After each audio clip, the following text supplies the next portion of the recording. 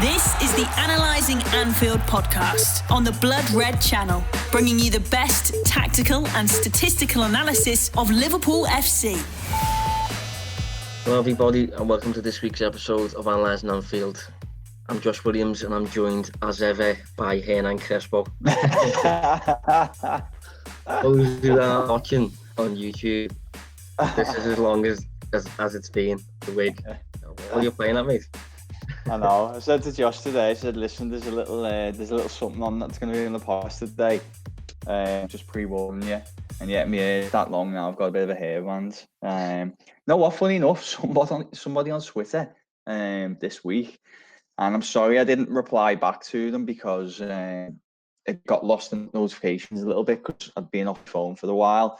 But someone had actually said they look forward to these updates, which means that at least one person out there actually cares when this happens. But yeah, those who can't see, I've got a little hairband today, which is a new low for me. But I mean, it's been an era of lows since this virus started in terms of my hair. So why not take it to a new level, you know?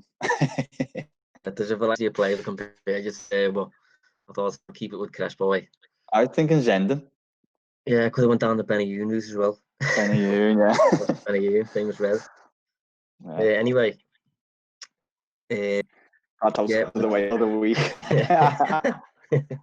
Well, maybe from next week onwards, you know, it can't be far away. The barber's opening back up again now or something. Yeah, definitely.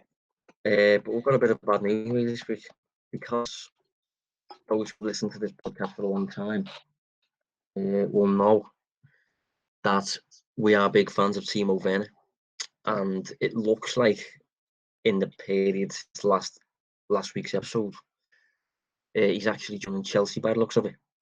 So we're just going to have a chat basically this episode on, you know, what it means, why that's the decision that's being made, sort of thing. Is it a good move, bad move? How good was he? You know, all that sort of stuff. How Liverpool squad looks, how we may approach the summer window, and whether Chelsea are now a threat really, and whether we're concerned about moving forward. So we do say this quite often, don't we? That it's going to be a shorter episode. We will see. We will see whether we go off on a tangent or not. But you know, this is very much just kind of a recruitment chat, an FSG chat, a net spending chat. Ahead of next week, where we get fully back into the football finally. Ahead of previewing Everton, actually. So that'll be interesting. So, Dave, I know you sent me a message on the actual day, because I was actually off on the day that the news broke. What were your thoughts when it broke? I'll be honest, really surprised. You know, it just seemed like a matter of when, not if, with this transfer happening. You know, with all things considered, obviously Klopp was a huge admirer of him. We know that. But what I thought was quite unique in all of this as well was he was openly a huge admirer of Liverpool as well. So for me, it felt like both parties were very clear that they want the deal to happen. You know, he's a perfect Liverpool player in many ways. And I can't think of another player out there to go into that Liverpool attack. And this includes even Sancho's and stuff. I know how great they are, but just in terms of what I consider a Klopp and Liverpool play, he just seemed perfect. And this, I don't know, it kind of come from nowhere. This Chelsea link, and ultimately a deal that looks almost done. Yeah, I mean, when I read your message, I didn't check Twitter. I had been on Twitter for a few hours, and I was quite far away, just on a walk in down the forest actually. But when I saw your text, I just thought it'll be fine. It'll just be one of them little breaking news stories that kind of goes nowhere. But once I got home and actually, you know, scrolled down my feed and stuff like that, and saw the amount of reports, and I actually saw James Pearce say that as bluntly as Liverpool won't be signing Werner, I think he said. So it kind of hits me, and I was shocked. I was shocked just because there's very few players out there that are as suitable as he is. And as you said, both parties were flirting with one another, sort of thing. There's just so many positives to the deal. I understand the financial implications, and we will probably tackle that soon. But I just thought that with us not signing anyone last Minamino for 7 million in January, I thought we'd have enough to just sign Werner for 50 million, and that's it. Nobody else at all. No other signings. If that was all, if that was the only move we made in the whole summer, that would have been fine with me. And I thought we'd maybe be able to raise, I don't know, roughly 25, 30 million through sales, maybe, and that pays for half of it. Yeah. But it is genuinely looking like Liverpool are going to let this one slide, and I am shocked. Yeah, it's yeah. No, it's I mean, you don't want to be too critical, but if you look at the business from the start of last summer to obviously heading into this, not a lot has happened. It's not really the kind of behaviours of what you consider a top side who's pushing for titles. Obviously, they're going to be Premier League champions by the end, yeah. And a lot of people have kind of used the lack of business and the success Liverpool have had this season as justification, but I don't know. This one doesn't sit right with me. This one feels like it could potentially be a decision that they'll come to regret. And it makes financial sense off the pitch. I get it, but I covered a piece on it earlier the weekend. The best way I could have put it was justification can be made off the pitch, but I just don't think it can on it. I think he was a perfect player for Liverpool, as we're probably going to drill down in a minute. But he just seems perfect, and also the price in the modern market isn't a lot really for a player of his caliber and of his age. Yeah, you mentioned there about how a top team would act, sort of thing, and that's one thing I've thought since, and I actually worked about it myself as well, because this feels a bit unprecedented. I can't really recall ever a team at the top of Europe behaving like this in terms of keeping all the quality players, keeping the ridiculous first, and keeping arguably the best manager in the world, but just consistently sticking with what you've got. And it's still to now. Remains to be seen next season. But one of the reasons I'm struggling to maybe provide an insight on what's going to happen is because I can't really think of a situation where this has happened before. Right? Bayern Munich, Barcelona, when they've got to the top, they keep investing and they keep switching things up and that. And I don't recall a team keeping a consistency that Liverpool and keeping a core that Liverpool have kept for this long without changing anything really. Yeah. What one kind, and I haven't thought about this before the show, so there's a bit of a snapshot or a snap opinion or comparison's probably a better term, but one that sprung to mind as we were talking, as you were talking then, was, do you remember when Tottenham a couple of years ago kind of had that barren spell of not really buying anyone, and everybody was kind of saying this is fine, it's working out quite well, but they just seemed to fall off a cliff very quickly. We talked about it last year. I know Tottenham's the Champions League final, but they were nowhere near Liverpool's level that season.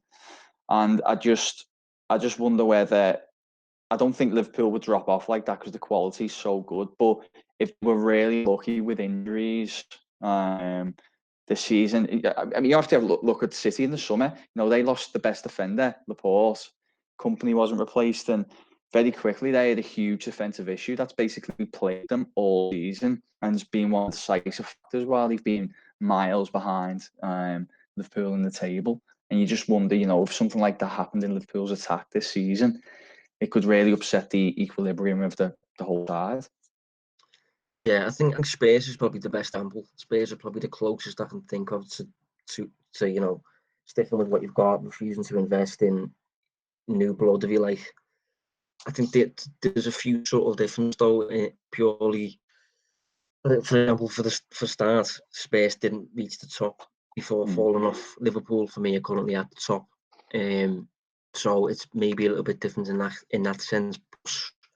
I think Liverpool's squad plus Klopp, I think there's currently a better just vibe amongst the team, a better cohesion. What's the word? Just harmony of the squad compared to Spurs, where there seems to be a little bit of aggravation beneath the surface, and you had players wanting to leave because they hadn't achieved that title, like Kyle Walker, Eriksen, players like this. Whereas I think at Liverpool, players are happy regardless of whether they're going to be investments or not. I'm just a little bit concerned as to whether, for me, one of the issues with this is that I think there's no even more being asked of Klopp for me. Asking them to keep coming up with solutions despite things basically staying the same, and to keep motivating the same group of players despite the fact that they're probably going to achieve everything that they set out to achieve in terms of the Premier League this year and the Champions League last year. Do you think Klopp is... I mean, he's not going to complain, is he? But I don't mean, do you think he's going to complain? But do you think there's going to be any kind of struggle there? Because I think most managers would struggle in his position moving forward from this. If we're not going to invest in a notable talent. Yeah, obviously I'm not privy to any information, so I don't really know if there has been any kickoffs. I've heard rumours that I wasn't happy, but as I said, it's rumours and you can't really confirm if there's any truth in them. But I think it is. I think it is a really it's really tough, as you said. They've had real success over the past 12 months. They're going to win Premier League, Champions League in the space of a year. Plus, you've got the other trophies in between, like the World Club Cup and things. So yeah, you've kind of got to reset, go again, but with the same squad and no real kind of boosts. And yeah, it's on him to kind of find that motivation to get them to do it all again. And I imagine it can probably go all driven, obviously, but I imagine with the same personnel, it can get a little bit stale quite quickly. And this is all guesswork. Liverpool could go and do the exact same again next season, and it'd be a little bit of egg on our face. I just think it makes the job a little harder. And I touched on a little bit earlier. We're talking about one of, if not the best managers in the world. You kind of want to give him the best platform and make his job as easy as possible to keep happy, because he loves Liverpool, he's clearly happy there, but at the same time, little niggling things can become bigger issues if not resolved. And you just, from a Liverpool point of view, you're hoping that this isn't one. This lack of business doesn't start becoming a bit of a problem where he doesn't feel like he's getting the support he needs. Yeah, I mean, just to be clear, I don't think there's any worries about feeling, towards leaving or anything like that, or Klopp feeling unsettled or unhappy or anything like that. I think he's very much a realist. I think he's really happy with what he's currently got. I just, it's going to be a task for him now to, as I said, to keep finding solutions with the same tools, without new tools coming in. And I think the more you use a set formation and a system, the more the opposition starts to pick on exactly where the threats are and how to stop you and that sort of thing. Whereas I think if Werner was to come in, for example, I think it would have given Liverpool the option to really mix it up with 4-2-3-1. I think if you play with the front four of Firmino, Mane, Salah, and Werner, that's fine. I think, I'm sure we'll eventually end up with that system, but I'd be surprised if when Klopp leaves in a number of years, if we're still playing with 4-3-3. We might be, but usually you have to kind of evolve with the times. Yeah, it's something. It's something we've talked about before. Yeah, it's I just, all the great sides eventually. I mean, I wouldn't say they get found out, because that's not fair to say. It's a little bit unjust, but teams just eventually get so drilled in how they play that they will find a solution, which is why the great sides find ways to adapt. And if you look at Rain coming in, No, yeah, as you said, the 4-3-1, that could have been a natural progression. And the best thing about that is, he is one of those. He is part of the four that could be so fluid that it wouldn't need to be a case of them all playing in set positions within those attacking roles. You know, you name like Werner's the 9 there, but you could maybe have him on the left, put Mane on the right, having Salah up top. You could change it just to keep it quite unpredictable and that. And I don't think there's that many other attackers out there that you could do that with and just put them in that kind of as a front forward and have that versatility. Yeah, this is what I mean by new tools, stuff like that. Just remaining unpredictable, remaining difficult to analyse from an opposition perspective. And I think the more Liverpool stick with what they've got, the more amount of time that spend doing what we've been doing for the past 18 months, you know, the less unpredictable Liverpool are going to be, and the more creative Klopp is going to have to be to keep doing different things to surprise the opposition. I mean, we've got Nico Williams, wing the wings, Curtis Jones, and Harvey Elliott. Still, all of them are still just below the level of maturity to be ready to actually make a notable difference. What this actually brings us on a little bit to, do you actually think Liverpool will do any business? Because from my perspective, this player was I know he was quite expensive, I get that. For me, this player was so perfect that I almost find it hard to believe now that Liverpool will actually sign anyone. Because if you're going to pass on Werner, who are you going to have?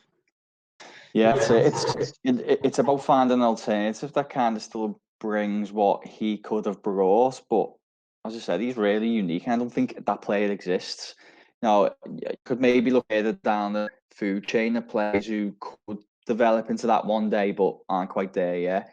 A player that we talked about on the show before that we like is, Jonathan David. Maybe he could be that player one day, but you're just talking really huge downgrade what he could have been. So in terms of, go on, sorry.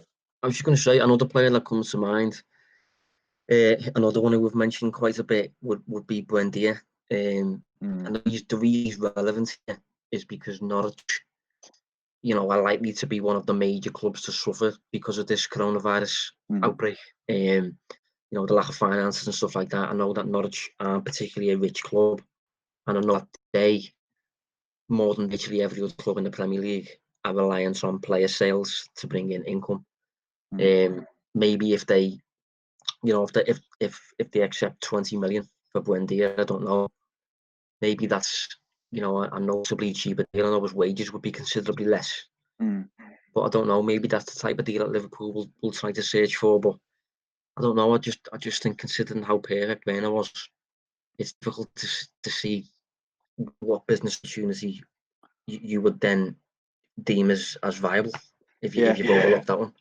Yeah, because there are two ways you look at it now. You think that obviously we know that if the winner deal's not, then certainly not going to be a Sancho or Mbappe like people were hoping for, because there's no chance. Yeah, significantly more. And then maybe you might have the quote to hand, but I know Klopp said in the past, hasn't he, that they won't just buy for the sake of it. They'll buy players who they believe will improve the starting 11, which is maybe why it's been so difficult to recruit over the past year. But if that player is really out there, then yeah, it could be a possibility that they might not buy anyone. Yeah, I mean, just a little bit more on Werner's suitability. I tweeted about this after the game, but just after the news. But just a few of the basics as to why I find this hard to believe.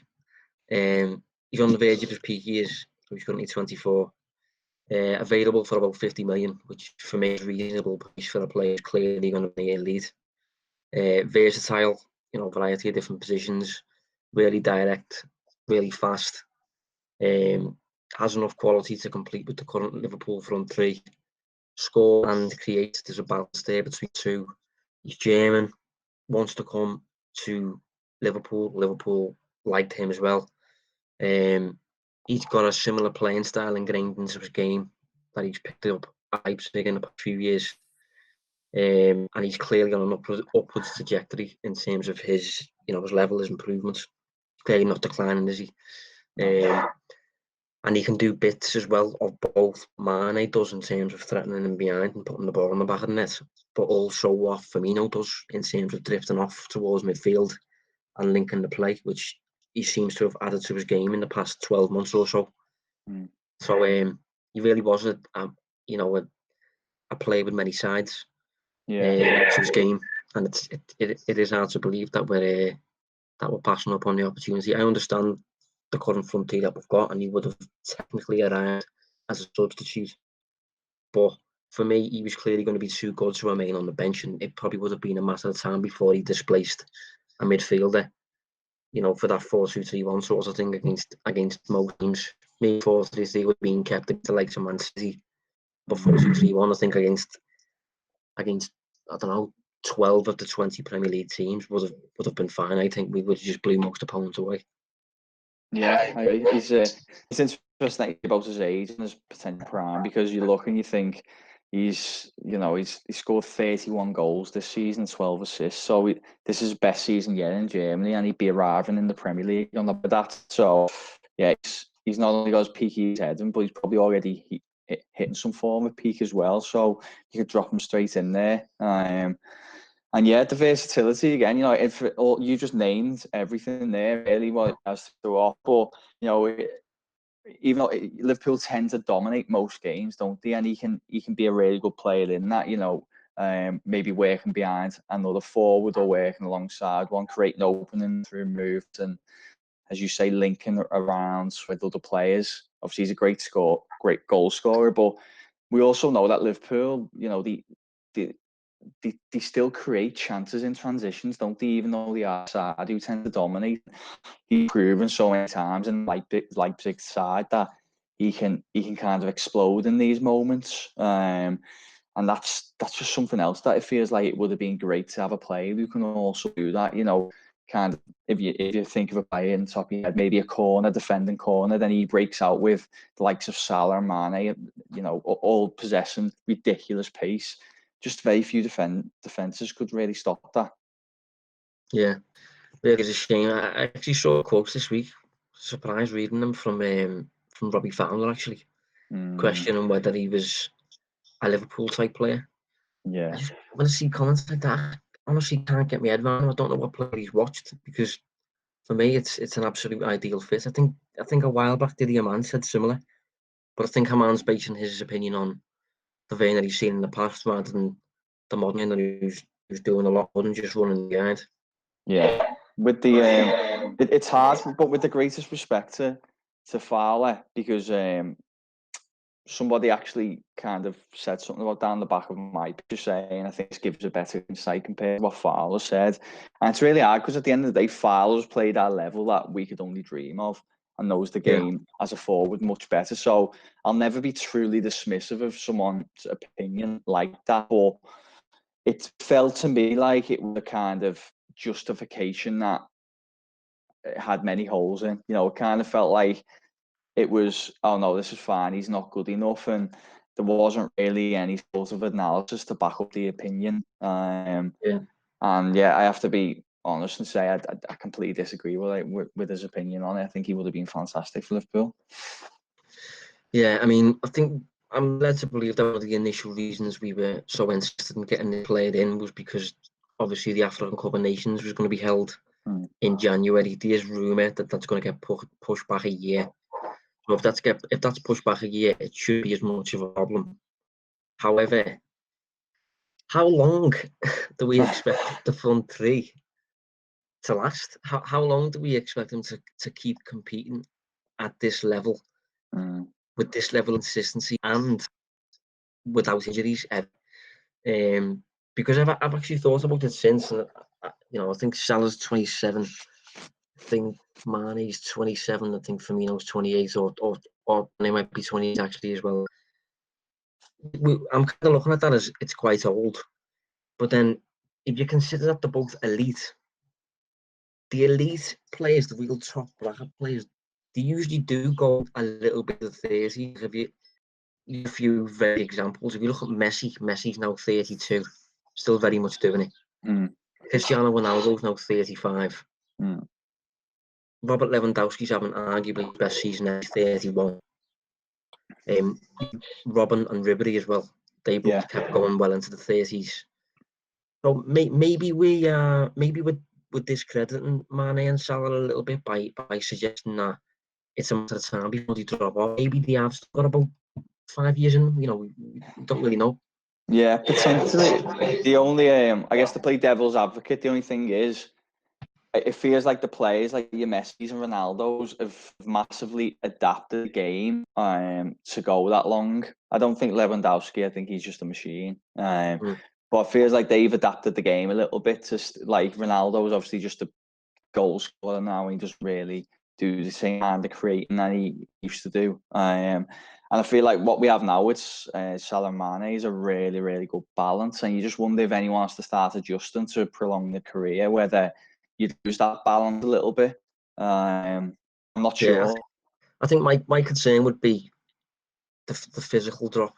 That would be my concern. If they can retain the acceleration that they've currently got, as well as the ability to play 3 times a week, Klopp level style of play as well, so it's highly demanding. If they can keep doing that, it won't really be an issue, because I know it's nice to have a new toy, but at the end of the day, if the toy that you've got is unbelievably good, stick with it. And Mane and Salah at absolute top level, and have proved to be top level. This really is a question of how long they're going to continue to be able to do it at this level, or eventually. I mean, any player suffers a decline eventually.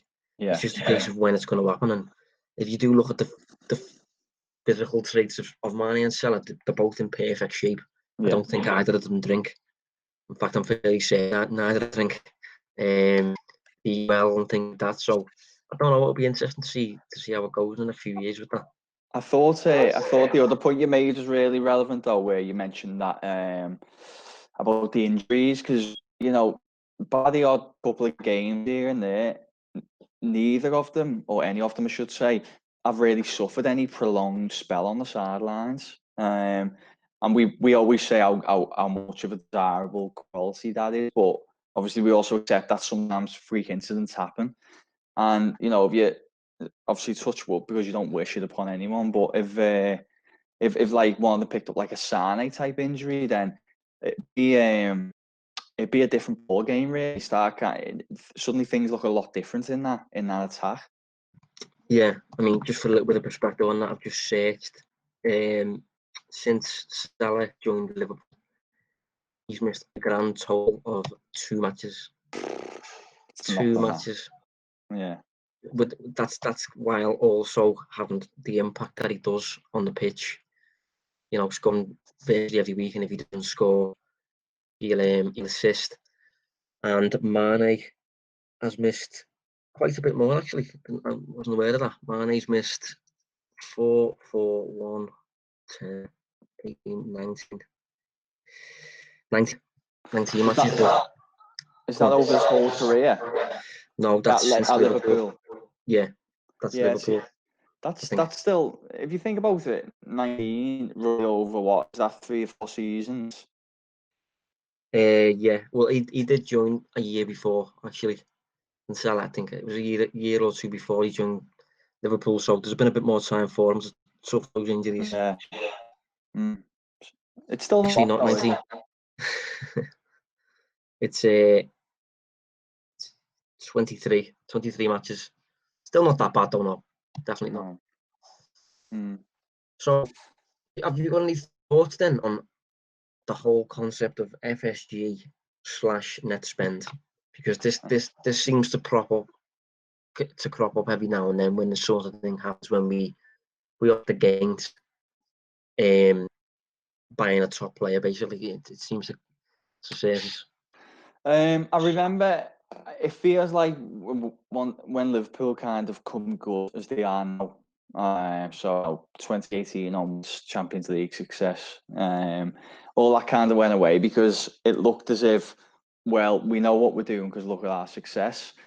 And, you know, the recruitments that Liverpool do is fantastic. You know, obviously the data that they use, the analysis work that goes into recruitment is top level. But what I would say is that it feels like they go so granular with it, because they have to, because they don't necessarily have the funds to just go out and buy obvious top players. So in many ways, I can get the frustration from a fan point of view, because you kind of feel like you should be seeing Liverpool spending the way a City, Barcelona and Real Madrid do, because that's the company they're keeping at the moment.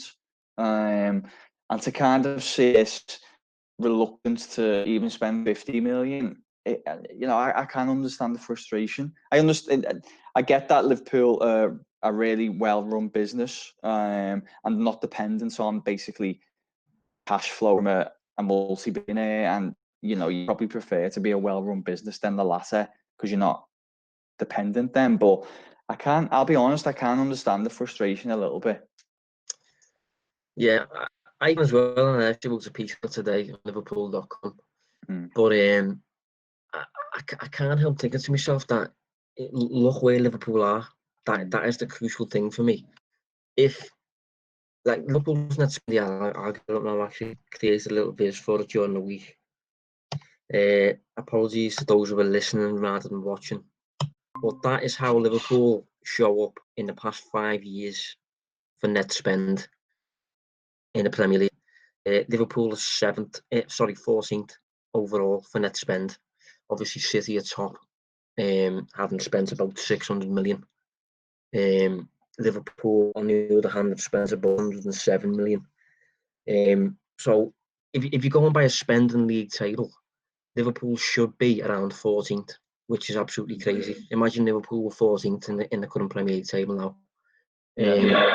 But the fact that we're at the top of the division and the top of Europe suggests to me that the club is extremely well run inside, and the processes are absolutely flawless. The communication's perfect. A proper thorough operation, basically. So for that reason, I don't see much of an issue with the net spend, because it for me, it just captures how well run the club are, rather than the lack of desire to compete or whatever you want to label it as. Yeah, I'll just leave that on for us, mate. So I agree in many ways, by the way, in what you're saying. I'll just again play devil's advocate for maybe the people who were listening or watching who were trying to make another case. I'm just looking now. Yeah, it feels like Liverpool's kind of really well run business thing is a lot more out of necessity. I think they would maybe I think Klopp would like the idea of getting 100 mil per summer to kind of spend without being reliant on generating that cash through sales. I'm looking at your visualization here now, and as Josh said, apologies if you listen to the podcast, but I'm sure it's in the piece, isn't it? I imagine. Yeah, it is. Yeah. But you've got the top three clubs: Man City, United, Arsenal. You'd kind of expect Liverpool to be there or thereabouts, traditionally. Well, one thing I did actually say in the piece was that City are essentially run by a country. City are funded by a country in essence, and Manchester United are the second. Man United being top of the Deloitte Money League for England since it was founded 23 years ago. So Liverpool, although the club's obviously massive, in terms of financial power, we're not quite on the level of those two. Hence the need to essentially think outside the box, really. It's hard for me because, as I said, it feels like I'm fighting this corner for being against FSG. I'm not. I guess I'm just trying to be the other side of the coin in the discussion. Because ultimately, if I'm talking my opinion only, I think you'd rather be a well-run club who is dependent on themselves, as opposed to relying on a billionaire who'll just push cash in each year, but then could decide one day, I've had enough of this, and sell you off to whoever. So that's probably my opinion. But just going back to it, I can understand the frustration because you really don't want to see a club at the top of the game being so. Is the term fraudulent? Is it fraudulent? Yeah, I think I know what you're saying. Oh, frugal. Sorry, frugal. Okay, yeah. One of the Yeah, two. no, I know what you're saying. It's just like, say for example, Manchester United. There, look how much they have spent, and it's resulted in virtually nothing really. Yeah. Same with Arsenal as well. And So Everton. for me, yeah, and Everton, yeah. So for me, it's not nothing really. It's not overly to do, at least, with how much you spend. It's to do with how you spend it, and the business that you do as a whole, your incomings, your outgoings, and that sort of thing. And I just feel like I think it's really harsh to criticize FSG in terms of net spend. It's different off the pitch stuff, to do with certain decisions that they've realised they've got wrong and have overturned. But I mean strictly in terms of how they run the football club. I really don't think you can knock it. And if you look at how John Henry's run his baseball team as well, they've had similar success. He knows what he's doing in terms of running the football club. And I feel a need in that sense, particularly recruitment and efficiency and finding these little edges. I always find a need to back FSG in that sense. Yeah.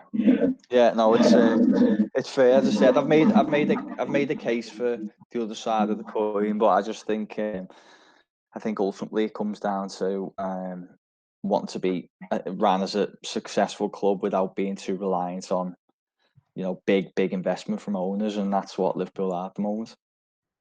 Yeah, just to provide a little bit more context, I suppose, on what we're saying, this is another one that I suppose is similar to the last one that I shared. So that captures how reliant, not how reliant, how much each Premier League club recoups from 100 million spend, basically, in sales. So, for example, Norwich are the only Premier League club to earn more than 100 million for every 100 million that they spend. Liverpool generates 79.1 million for every 100 million that they spend. City 32.2 million for every 100 million that they spend. So again, it's just a different way of operating, and I think it ties in with what I said before, by the way, with Buendia, in terms of Norwich being clearly quite reliant on sales to fund any buys and stuff like that. You'd expect to think that this summer that's going to be even more the case. Yeah, I'd agree with that. So, have you got any concerns about Chelsea then? Because I've actually since seen them linked with Kai Havertz, which is interesting because he's another Liverpool supposed target, and Ben Chilwell as well. Yeah, I think they're doing good business, and this is maybe that other thing that we talk about, where you can see a club just going out and investing in really good players who are performing really well now and kind of closing that gap on teams above them, because with Werner in the team, and I mean, I don't know how Lampard's going to play formation wise. That'll be interesting because he uses, like, I think if I remember correctly, he's used like a 4-3-3, and I think it's a 4-2-3-1, or he could maybe use that with Werner there. I can't remember off the top of my head, but he's used back three as well, I think. Back three, yeah. But it's just, he's bringing a flexible player who can play different formations, which means he's got so many avenues he can go down. And I think on paper, especially with those signings, they've got one of the best teams in the division. Yeah. I mean, one thing I will say, for me, I feel relaxed. And the reason I feel relaxed is because no matter who they sign, they still have Kepa in goal. And as a Liverpool fan, I have absolute experience of what it's like to have a really good team, a really well coached team, but one that suffers every now and then because of an absolute lapse in concentration or error, unforced error usually from the goalkeeper. They're also really lacking a good central defender, I'd say. Like, I don't really look at central defence, I think there's a standout candidate in there. It's interesting that you mentioned Liverpool of time gone by with Mignolet in goal and no Van Dijk. I think that's a pretty good comparison in terms of the struggles they may have, where they could do fantastic work at the top end of the pitch, but it's going to be undone by silly errors or cheap goals at the other end. Yeah, I mean, this season, save percentage has its flaws. It's not a perfect metric, but Kepa has faced 71 shots on target this season, and he's saved only 43 of them. That's with a save percentage of about 57.7%, which is the lowest in the whole league. Alisson, for perspective, is top with 80.4% save percentage. And I think if you look at post-shot expected goals as well, which, it's expected goals based on the location of the shot, but it also considers, the trajectory of the shot, the power of the shot, position of the goalkeeper and things like that. Kepa has conceded, I think, 4.1 goals more than he should have. So he's just generally a keeper that, rather than getting you out of stick, will put you in it, really. He's not going to do you any favours. And I think he's going to be a problem if Chelsea are going for a title or they're going for a Champions League. Football's a low-scoring game. It only takes one tiny little error to drastically change the state of the match, basically. And I think Kepa's the type to just make those errors, despite the fact that you've got Werner up front and you've got Havertz in the centre midfield, or whatever you're doing with it. I think Kepa, until you tackle Kepa, for me, they're not a threat to worry about just yet. I think the money that they're invested in Havertz, or potentially the interest they have, I think that would have been better invested somewhere in the back line. So either a central defender or an upgrade on Kepa. I don't know if it's stubbornness to try and maybe prove that he'll come good, but I know they're getting linked with Ajax's goalkeeper. Onana. Onana, which could be interesting. He certainly in the numbers he seems good, and he's very good with the ball at his feet. So he could be an option. I probably wouldn't break the bank either. I think they'd be better to be making that kind of signing before adding someone like Havertz, actually, even though I do really rate him. Yeah. Do you think Chelsea are sticking with Kepa simply because of the fee that they paid for him? Yeah, that's what I was alluding to a little bit with stubbornness. I think they've paid so much, they're not going to get it back. I mean, I don't know what your opinion is. Do you think they even get half of it? I'm not sure. Well, for me, probably not. I think this is why they're probably persisting with him, because, to get that amount of money repaid to you, especially for the goalkeeper, you're probably not going to get it back in transfer fee. You're probably going to get it back on the pitch through him playing for you for maybe a decade. Yeah. So I don't know. I mean, I do remember De Gea had a few problems when he first came to England. That's true. Yeah. I'm not sure if it was to the same degree that Kepa has, because I think De Gea still showed the odd little flash of top goalkeeping, whereas Kepa's just, I don't know, he looks a little bit immature, a little bit in a shell sort of thing, and you can't really be that in English football. No. I struggle to find his best quality. I think that says a lot, really. Even his ball playing is okay. I mean, that's what they bought him for, and he seems to just be all right at it. And he's not, his decision making when building from the back isn't great. He's prone to, playing his teammates into trouble sometimes and things like that. Yeah. I think so. I guess to conclude on Chelsea, in my opinion, I think they'll be a better side than maybe they were this year. But I still just couldn't imagine them being in the company of City and Liverpool. Yeah, no, I'm the same. I think they'll be closer than this season, and it's worth noting that their underlying numbers season do actually look really, really good. I think I've said plenty of times on the podcast that for me they are comfortably the third best team in the league. It's just they have quite notable flaws, and if they try and Werner and Havertz and Chilwell and all this, they will address the attacking flaws that they've got maybe. But the defensive flaws on the opposite side, they're probably going to remain.